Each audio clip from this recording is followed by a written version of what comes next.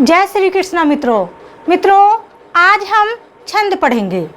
ठीक है, जैसा कि आप नाम से ही जानते हैं छंद क्या है कि छंद को पढ़ने से पहले हम इसके बारे में थोड़ा सा डिस्कस कर लेते हैं कि छंद के नाम से ही बहुत सारे सदस्य क्या घबरा जाते हैं कि छंद तो बहुत हार्ड है, हम पे छंद नहीं होगा। लेकिन ऐसा नहीं है। छंद अब आज जो हम छंद की परिभाषा और छंद के बारे में जानेंगे तो मुझे उम्मीद है कि आप सभी को छंद बहुत ही आसान लगने लगेंगे, क्योंकि छंद में जो सारा खेल है देखिएगा वो किस चीज़ का है, वो मात्राओं का है। अगर जो आपने मात्राएं काउंट करनी सीख ली तो छंद भी आप आसानी से निकाल लोगे। ठीक है, तो आज हम पढ़ते हैं छंद। सबसे पहले देखते हैं छंद का अर्थ क्या होता है। ठीक है, तो छंद का अर्थ होता है खुश करना, प्रसन्न करना।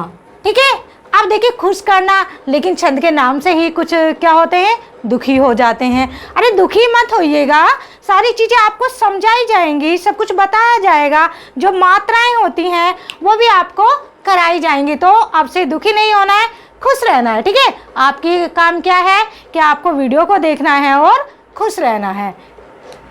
अब है छंद की परिभाषा कि छंद की परिभाषा क्या होती है। छंद में क्या होता है, देखिए लय, यानी कि जब हम कविता पढ़ते हैं, कोई दोहा पढ़ते हैं तो उसमें लय का प्रयोग करते हैं। लय, विराम।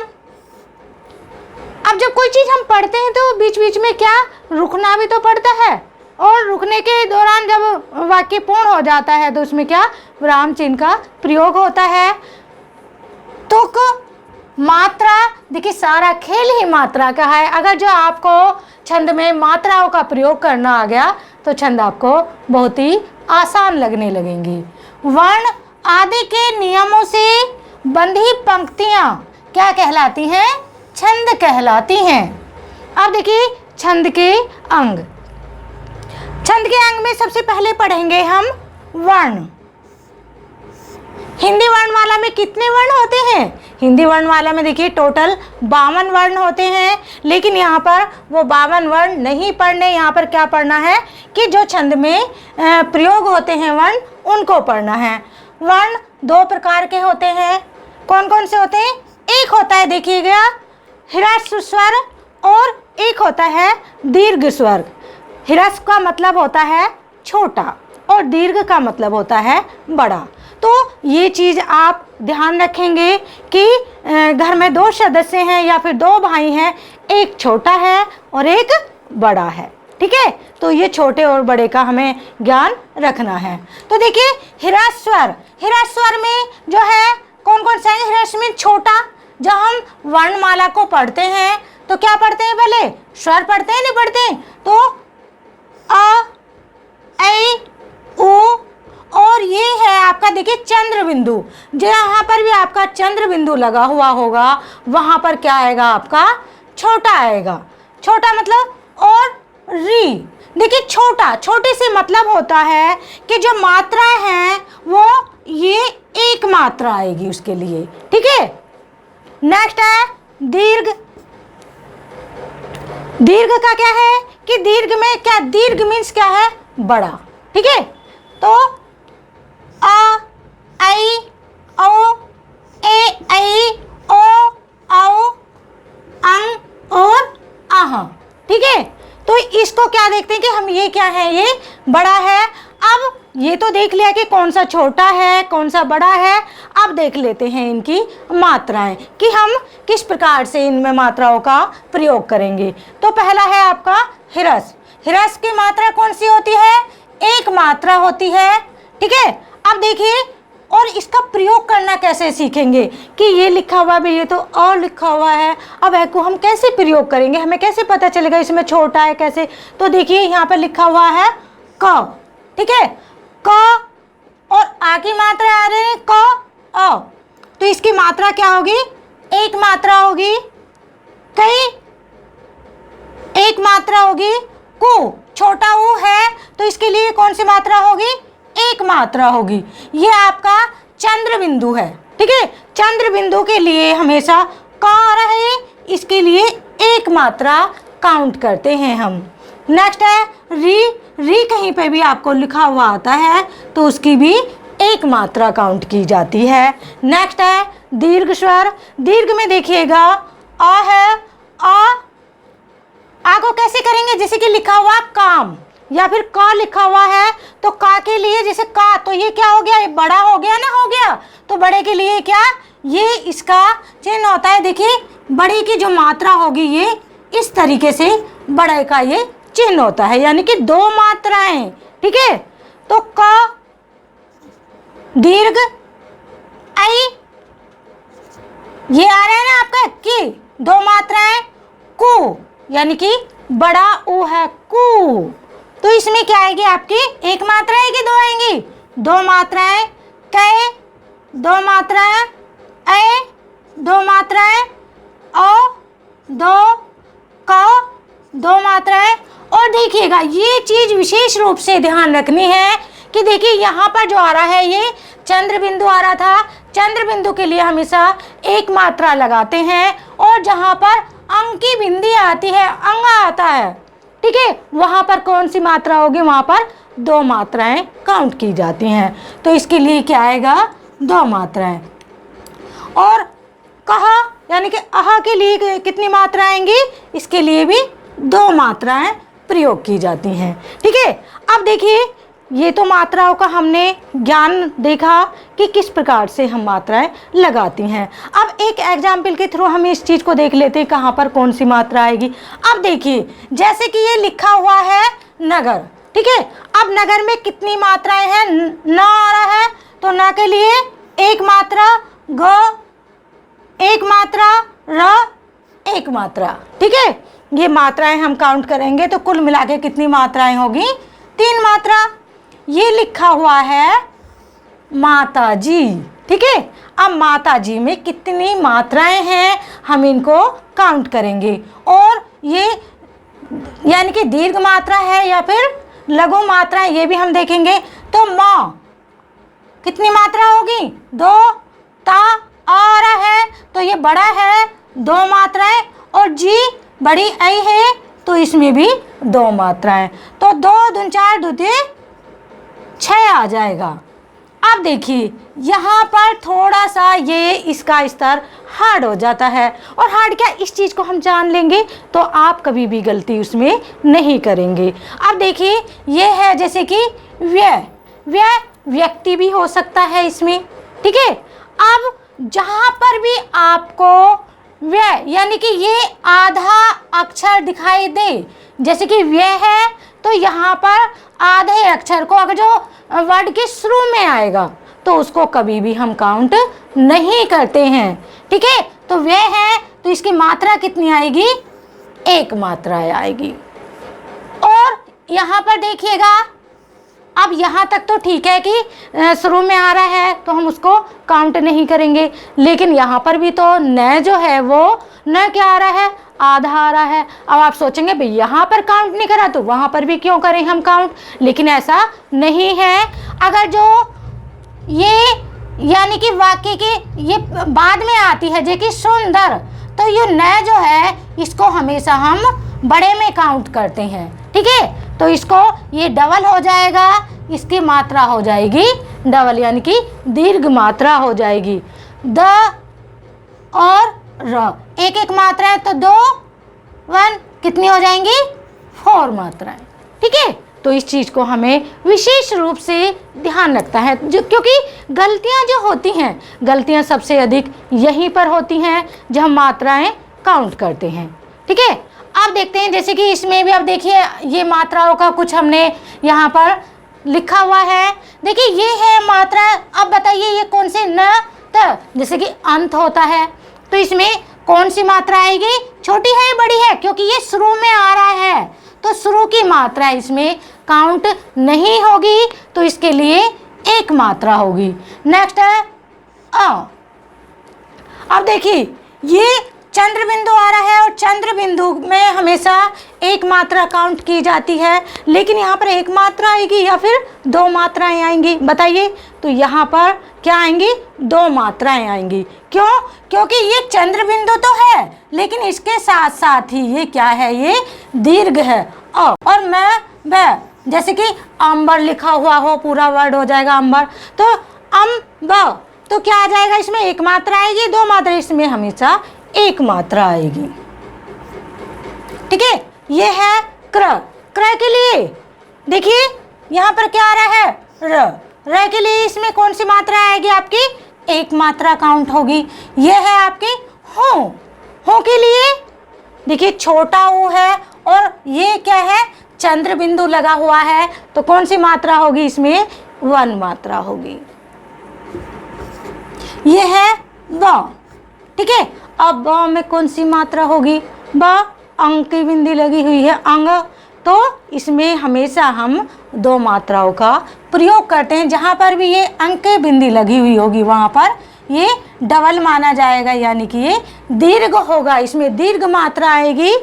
जहाँ देखिए यहाँ पर भी यही कंडीशन आई जैसे कि हाँ में आई थी, जहाँ ये देखिए चंद्र बिंदु तो है, लेकिन चंद्र बिंदु के साथ साथ इसमें ये आ भी तो है, यानी कि बड़ा है, तो इसमें कितनी मात्रा आ जाएंगी, इसमें भी आपकी दो मात्राएं आ जाएंगी। ठीक है, अब हम पूरा वर्ड को देख लेते हैं। जैसे कि है बसंत। अब बसंत में कितनी मात्राएं हैं, ब एक मात्रा है और स अंग, अंग कितनी, दो मात्राओं में काउंट होगा ना अंग तो, और त के लिए एक मात्रा। ये है गीता। गी ऐ बड़ी आ रही है, तो इसके लिए दो मात्रा, ता आ रहा है, बड़ा आ रहा है, तो दो मात्रा है।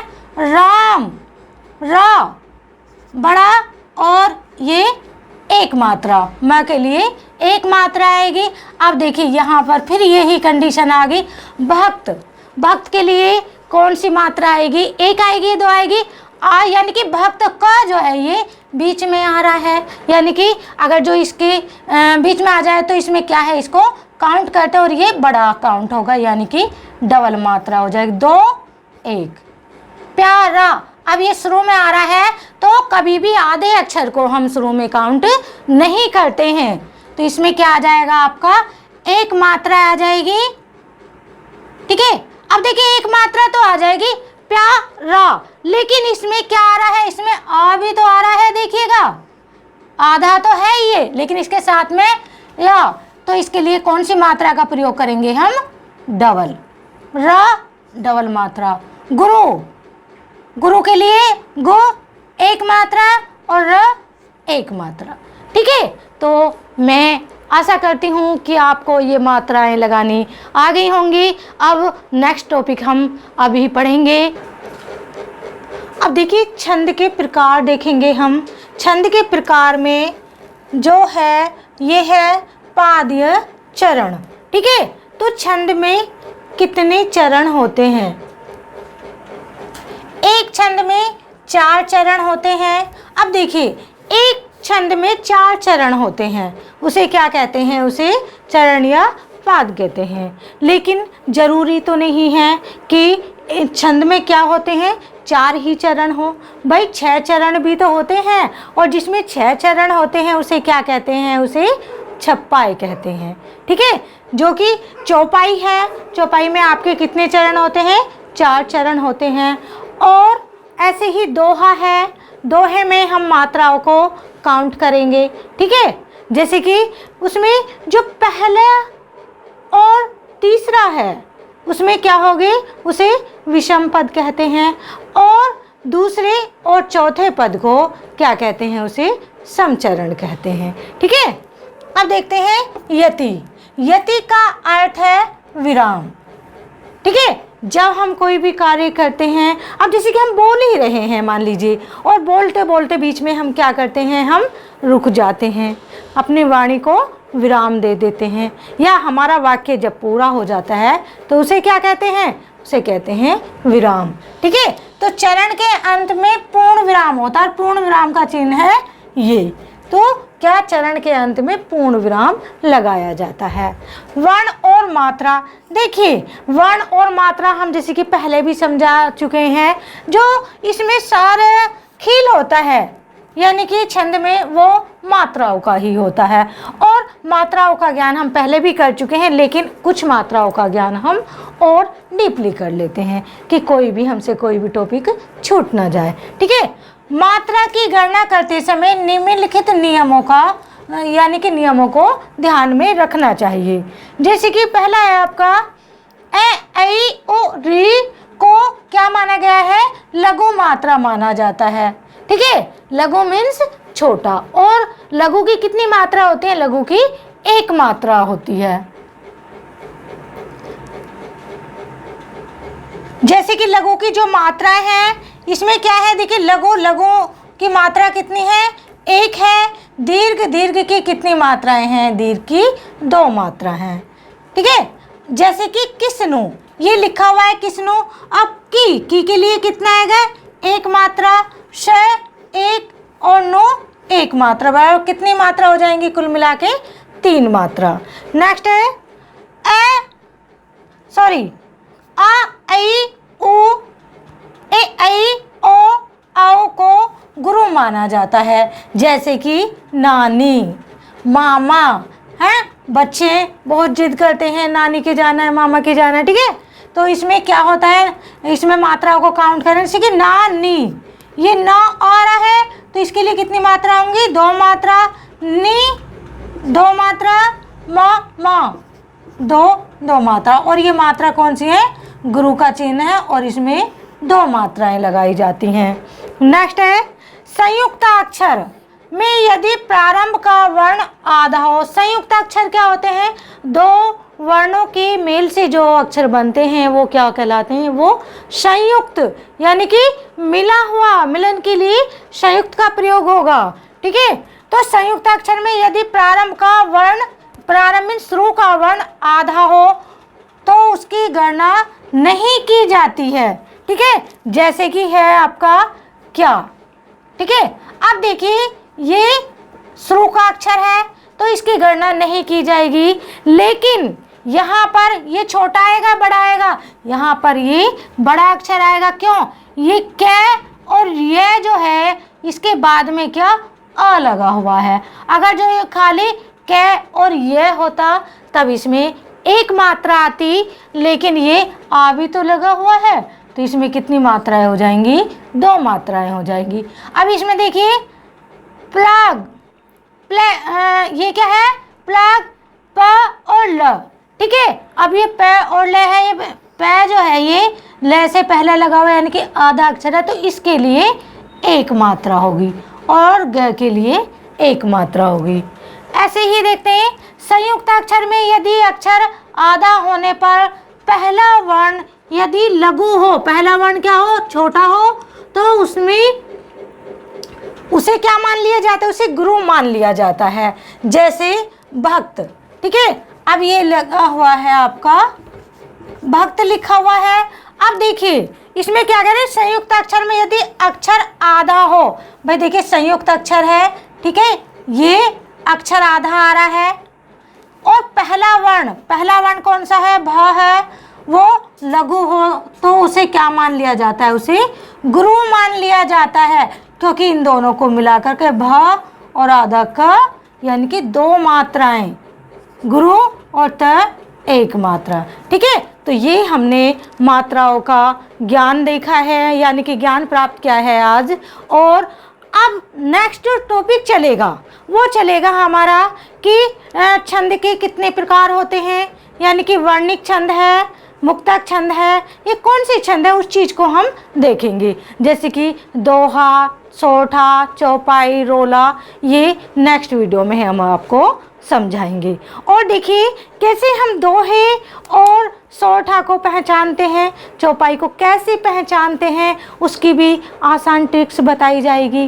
और दोहे बहुत बार एग्जाम्स में ये पूछा जाता है कि दोहे का उल्टा क्या होता है, तो दोहे का उल्टा क्या होता है, दोहे का उल्टा सोठा होता है। और इसे कैसे याद करेंगे? देखिए, एक तो मात्राओं से तो हमें उसे यानी कि याद करना ही है, लेकिन एक छोटी सी ट्रिक्स को याद कर लीजिए। द और स को याद कर ले, दोनों का प्रारंभ का याद कर लीजिए। द से दोहा, स से सोठा, तो 10। अब देखिए 5 उंगलियों को मिला के कितनी हो गई हैं? 10 होती है, नहीं होती है? तो जब आपको दोहा और सोठा पूछा जाए और ये पूछा जाए कि दोहे का उल्टा क्या होता है, तो सोठा होता है, तो 10 को याद कर लीजिए, ठीक है। और इसको हम डीपली अपनी नेक्स्ट वीडियो में बताएंगे कि दोहे की मात्राओं को हम किस प्रकार से याद करें। और दोहा जो है ये क्या है? अर्ध सम्मात्रिक छंद है। और ये अर्ध सम्मात्रिक छंद कैसे है, इसकी मात्राओं को हमें किस प्रकार से काउंट करना चाहिए, ठीक है। तो ये हम अपनी नेक्स्ट वीडियो में जारी रखेंगे अपना कार्य। और अब आपको क्या करना है, इस सब चीज़ को आपको ध्यानपूर्वक देखना है और हमारी वीडियो को लाइक और सब्सक्राइब करना है, ठीक है। धन्यवाद।